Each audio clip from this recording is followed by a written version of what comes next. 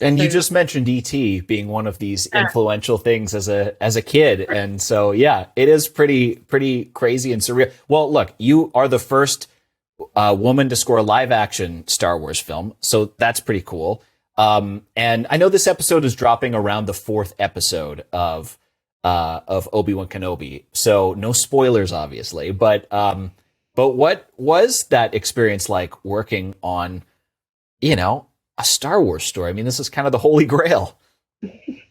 um, it was just overwhelming at times. Just yeah, like that thing you were saying about like, oh my gosh, this is like knowing how enormous this job is, like, and how beloved Ewan's character is as well, and yes, seeing his performance, I think, is just he's just giving it everything. He's just giving Obi this huge depth that we haven't seen before, and then there are all these legacy characters involved as well. And oh my gosh, it's just like I can't believe I'm writing music in a scene with this character who I've like watched since I was a kid. Like this is just crazy, and I'm a big fan. So yeah, there were times where I was like, oh my gosh. And it must have been a thrill to be able to like just be quoting some of these motifs that are like they're legendary. They are legendary.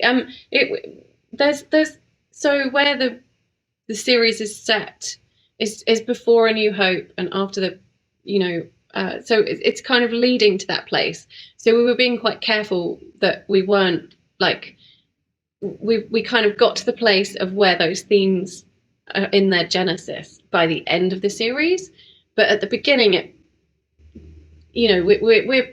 we're seeding, but it's Yeah. like the thing we were talking about with Loki, where you're like seeding big ideas that are leading you to episode 6, and this was the same thing, except those ideas were leading to John Williams. So Oh, it's amazing. Yeah. yeah, it's amazing, and it's just like he's incredible. Like I I was working on the show, and then his involvement became clear. Like there was, even when I had the interview for the job, it was like working with John Williams, and it was always kind of part of the job. But it was like how much would be unclear, and then when it was like this, he's writing Obi a new theme. It was like, oh my gosh, and it was just like I got sent the piano music from him.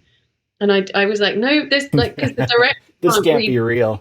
and it was like I'm one of the only people who has access to this piano sketch that shows that's going to be Obi's new theme, and that was a real thrill. And then they said, oh, John's recording; he's going to be recording, and you're invited. So I was like, of course. I sat there at 4 o'clock in the morning watching, and it was his 90th birthday, so.